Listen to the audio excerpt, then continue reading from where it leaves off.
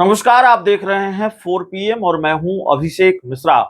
देखिए, राज्यसभा चुनाव की तारीखों का ऐलान हो चुका है। 14 अगस्त को इस चुनाव के लिए अधिसूचना जारी होगी।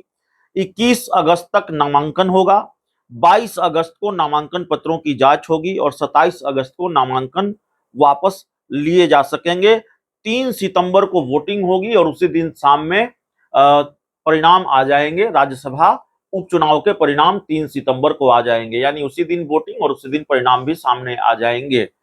राज्यसभा उपचुनाव की तारीखों की बात आज हमने इसलिए की, हमने ये खबर आपको बताई है, लेकिन बिहार में राज्यसभा की दो जो सीटें खाली हैं, एक सीट पर तो सस्पेंस खत्म हो गया है और एक सीट पर सस्पेंस अब भी खत्म नहीं हुआ है। जब चुनाव की तारीख की घोषणा हो गई है तब भी सस्पेंस खत्म नहीं हुआ है कि दूसरी सीट से राज्यसभा कौन जा रहा है। देखिए, बिहार में राज्यसभा की 2 सीटें खाली हुई हैं।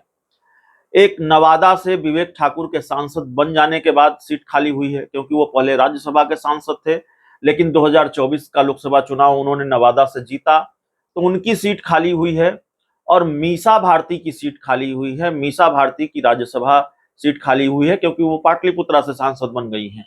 संख्या बल चूंकि एनडीए के पास है, इसलिए दोनों सीटों पर एनडीए का कब्जा होगा, दोनों सीटों पर एनडीए की दावेदारी है।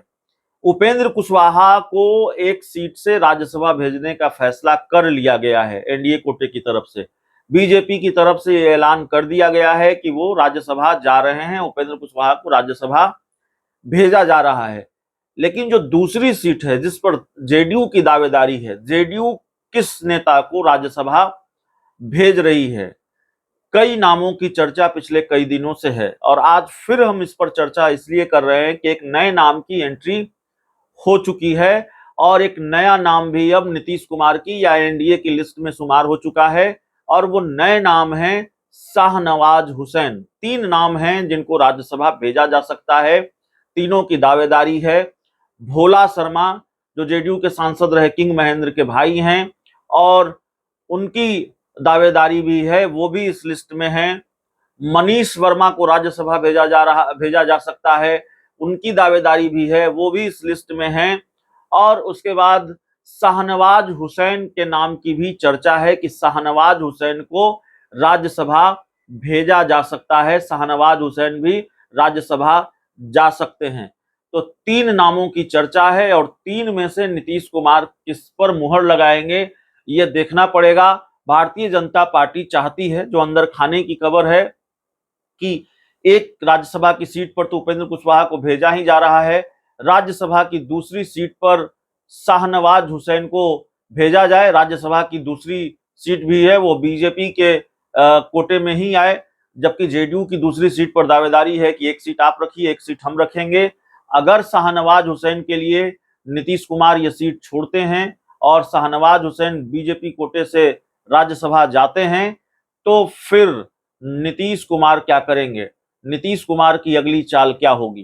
तो नीतीश कुमार की अगली चाल ये होगी कि वो विधान परिषद की एक जो खाली सीट हुई है, आरजेडी के एमएलसी सुनील सिंह की सदस्यता जाने के बाद जो विधान परिषद की सीट खाली हुई है, उस सीट से वो मनीष वर्मा को विधान परिषद भेजकर अपनी कैबिनेट में जगह दे सकते हैं, अपनी कैबिनेट में मंत्री बना सकते हैं। हमने आपको बताया है कि कैबिनेट का विस्तार भी होना है।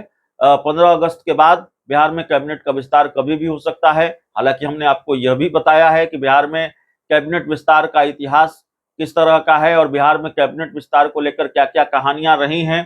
तो कैबिनेट विस्तार अगर हुआ तो मनीष वर्मा मंत्री बन सकते हैं और जो सुनील सिंह की खाली सीट है, उनकी सदस्यता जाने के बाद जो सीट खाली हुई है, उससे उनको विधान परिषद भेजा जा सकता है।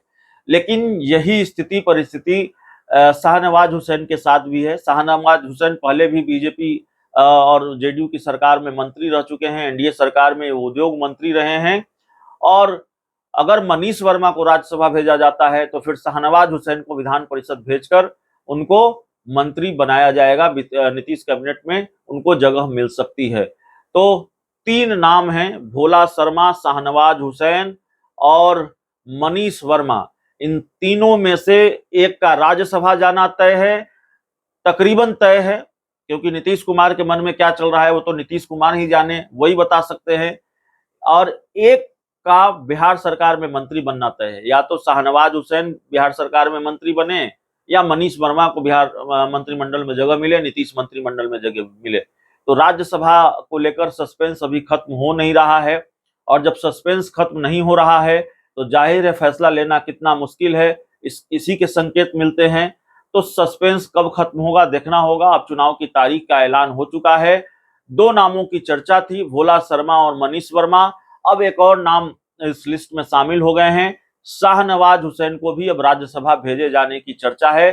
शाहनवाज हुसैन भी राज्यसभा भेजे जा सकते हैं। हालांकि शाहनवाज हुसैन के बारे में चर्चा थी कि वो भागलपुर से लोकसभा का चुनाव लड़ेंगे, हालांकि बात बनी नहीं, भागलपुर से वो उन्होंने चुनाव लड़ा नहीं, ऐसी स्थिति परिस्थिति बनी नहीं। तो शाहनवाज हुसैन को क्या राज्यसभा भेजा जाएगा ये देखना होगा, या फिर पहले की तरह वो बिहार सरकार में जगह उनको मिलेगी, नीतीश मंत्रिमंडल में शामिल होंगे। बहुत बहुत धन्यवाद।